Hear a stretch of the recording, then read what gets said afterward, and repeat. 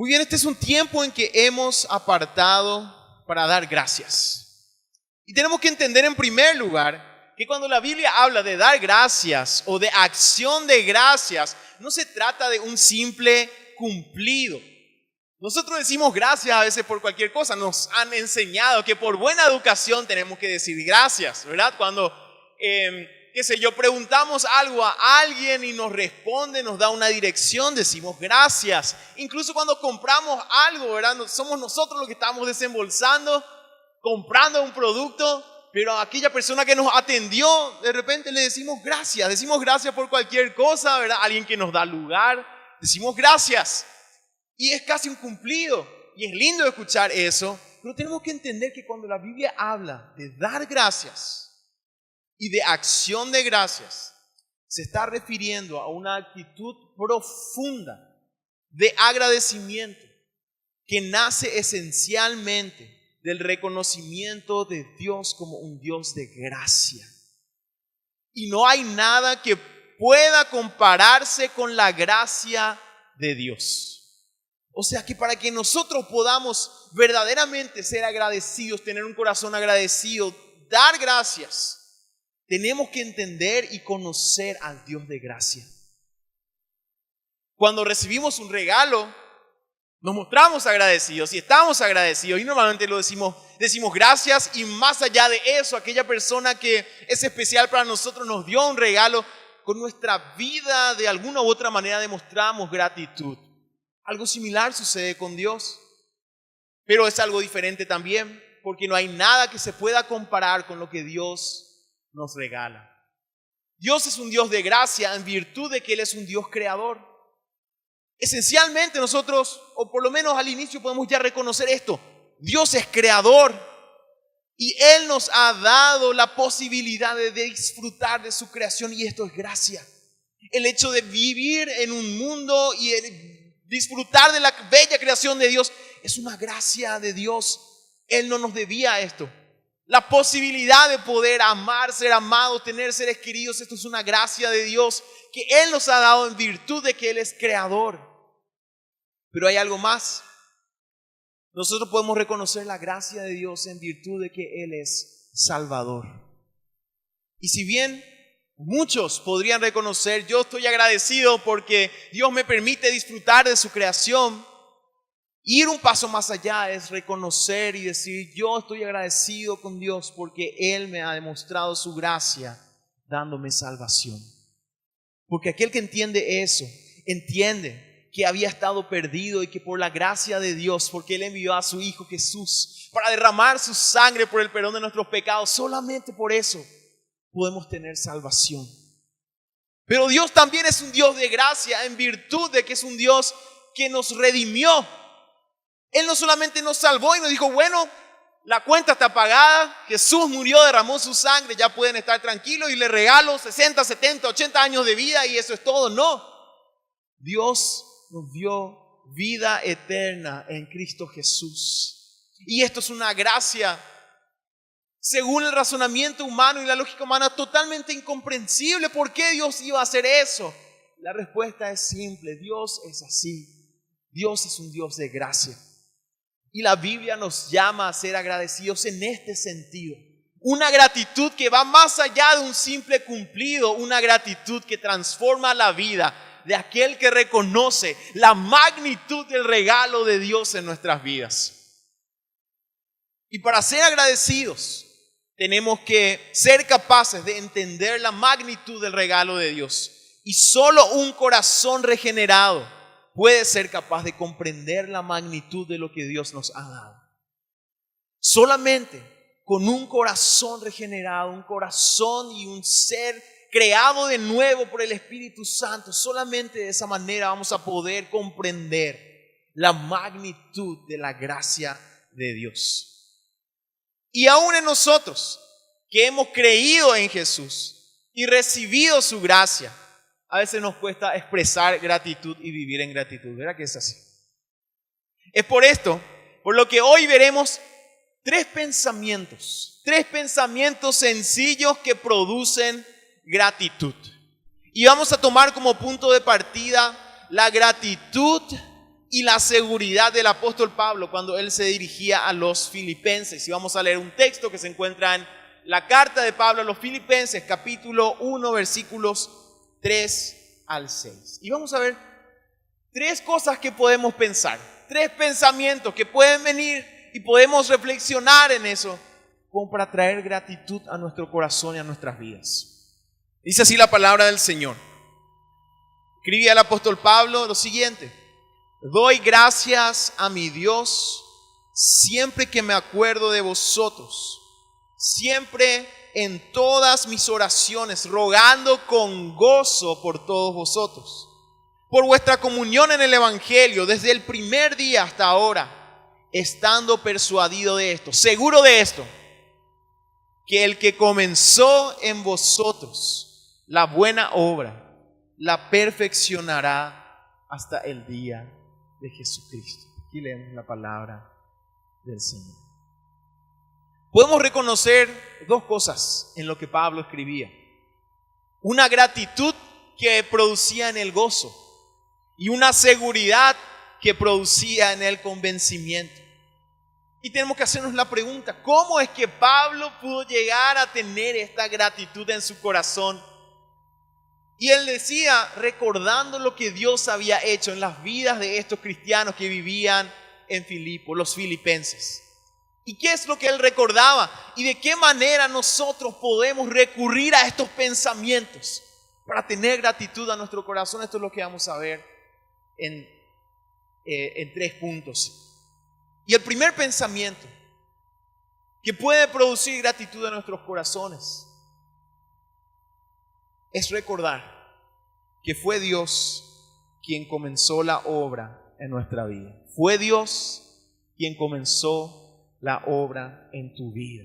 El apóstol Pablo decía, estoy persuadido de esto, que en otra forma se podría decir también, no cabe lugar a duda de lo siguiente: que hay alguien que comenzó una buena obra en ustedes. ¿Y quién era ese alguien? Pablo estaba refiriéndose a Dios mismo. Te invito ahora a que puedas pensar. Ahora estamos terminando el año, diciembre, época en que se reciben y se dan regalos. Te hago una pregunta: ¿cuál sería el mejor regalo que te gustaría recibir en este fin de año? Pensaba un poquito ahí. Algunos podrán pensar en alguna cosa, algunos quizás pensarían en una persona. Esa persona sería mi mejor regalo, ¿verdad? O una respuesta de una persona o algo así. ¿Cuál sería el mejor regalo que te gustaría recibir en este tiempo? Pensaba un ratito. Algunos tal vez ya ni sin dudar ahí, sin pestañear, ya este es lo que yo quiero hace rato, ya hace 20 navidades atrás por ahí quizás. Ahora, si le preguntas al que está a tu lado, probablemente te vas a llevar la sorpresa.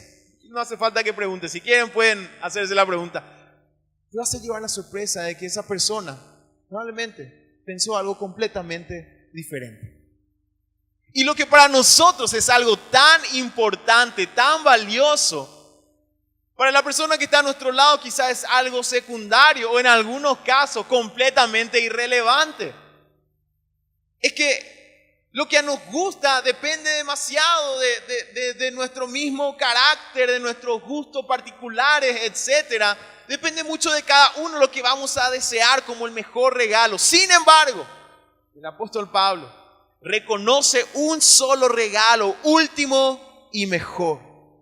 Y él reconoce este regalo en los filipenses. Él sabe que los filipenses tenían este regalo, que él lo llamó la buena obra. ¿Y a qué se refería el apóstol Pablo cuando decía la buena obra que aquel que comenzó en ustedes? Se refería a esa nueva naturaleza que tenían estos cristianos, estos hijos de Dios. Y Pablo rebosa de gratitud por esto.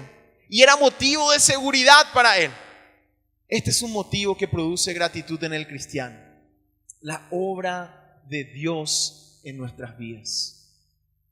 En Efesios capítulo 2 versículo 10 el apóstol Pablo también escribía lo siguiente: porque somos hechura suya, creados en Cristo Jesús para buenas obras, las cuales Dios preparó de antemano para que anduviésemos en ellas.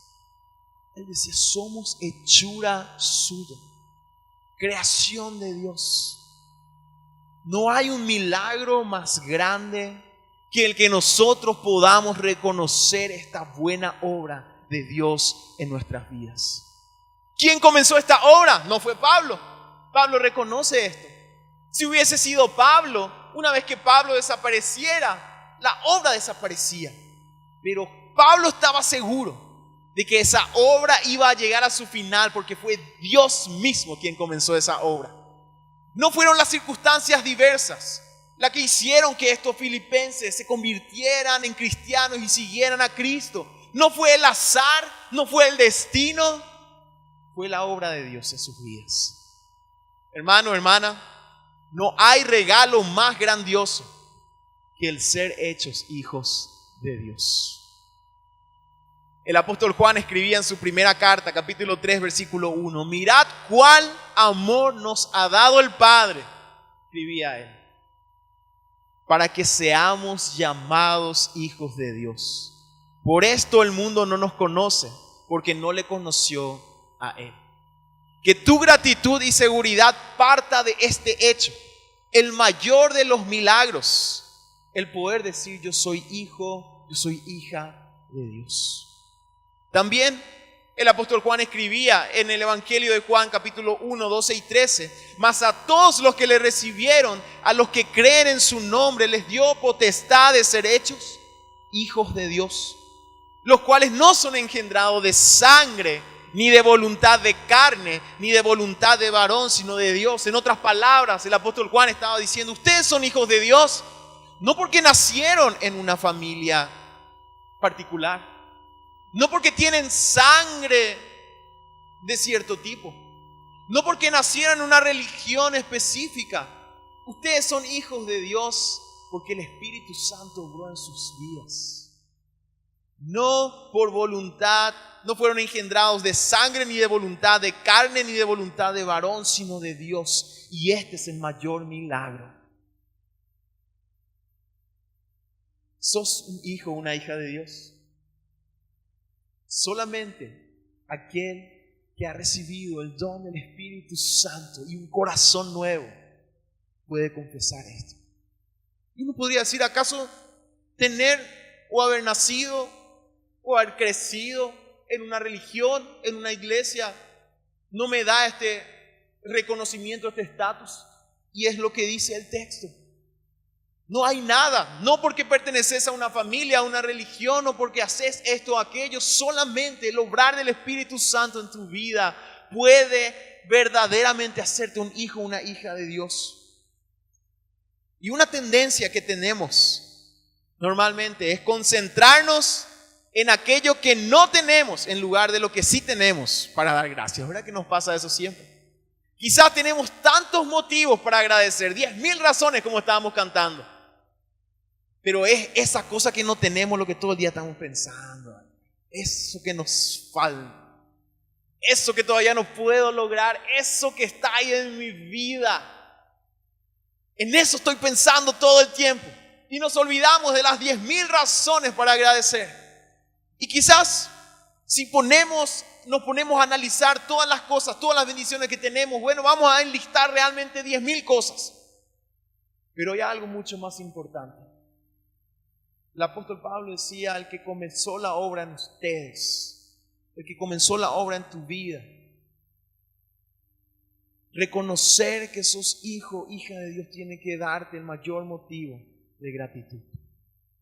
No sos esclavo del pecado, no sos solamente siervo, sino un hijo, una hija de Dios. Somos hijos de Dios, que de este hecho parta nuestra gratitud. Fue Dios quien comenzó su obra en tu vida.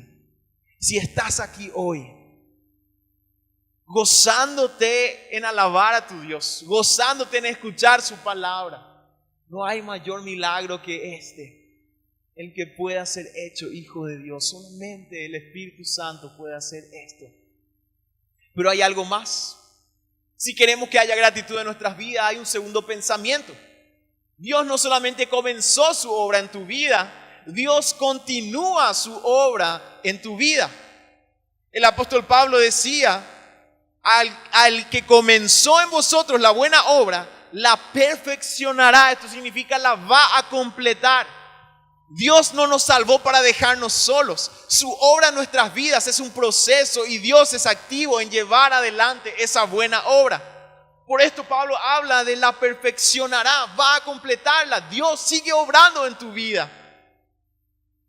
Un pastor escribió en una oportunidad, predicando sobre este texto, también lo siguiente: la vida del cristiano es una serie de milagros. La vida del cristiano es una serie de milagros, porque día a día Dios está obrando en nosotros. La obra de Dios no es que comenzó solamente en hacernos sus hijos, en rescatarnos del pecado.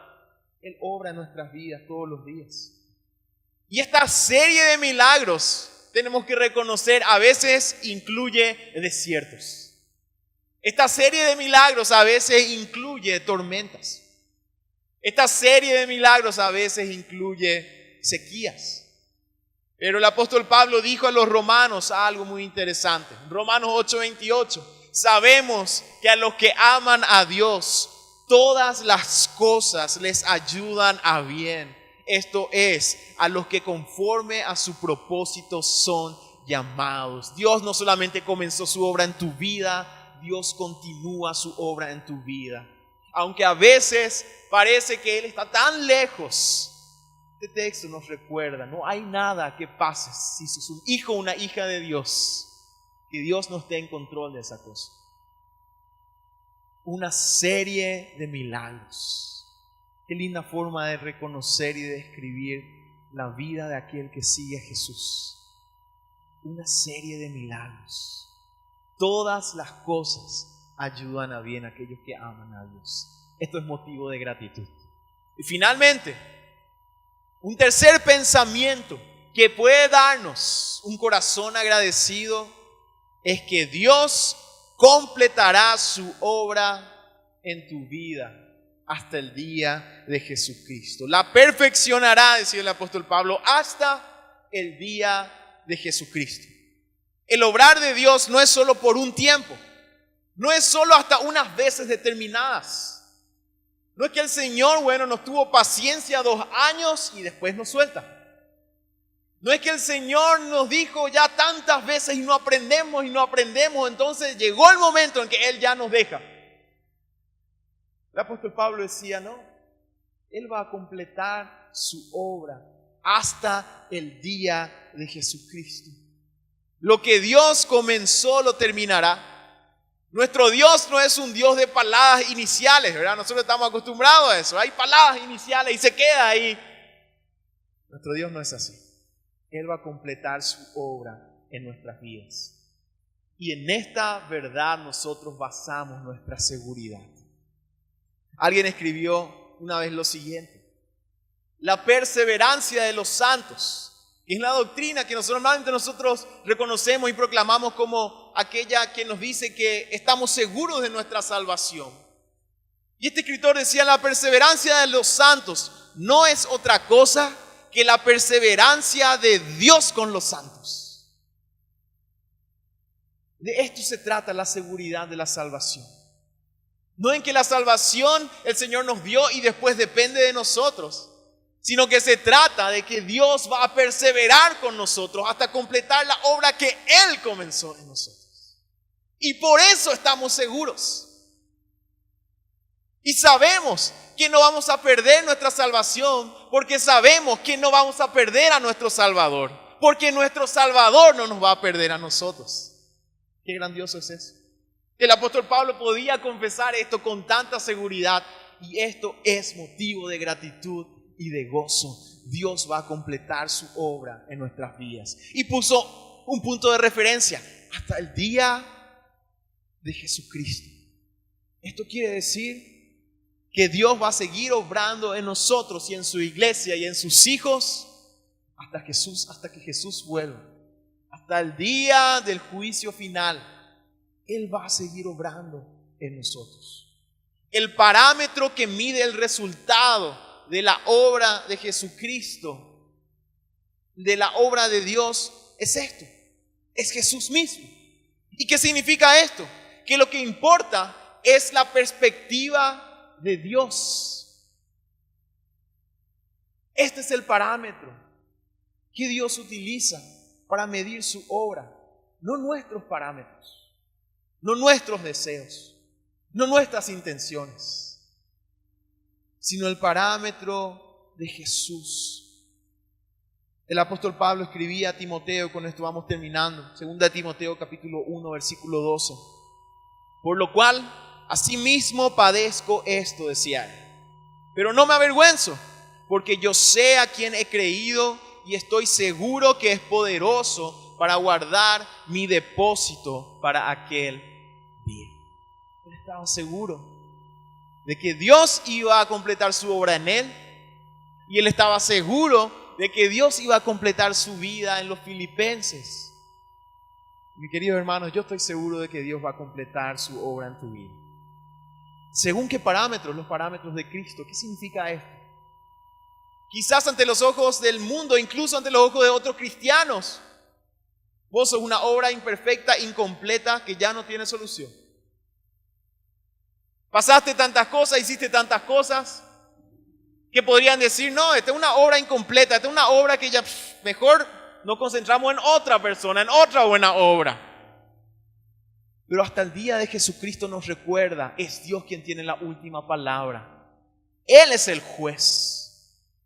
Y quizás nuestras vidas, los demás van a mirar y van a decir, esta es una vida que no valió la pena.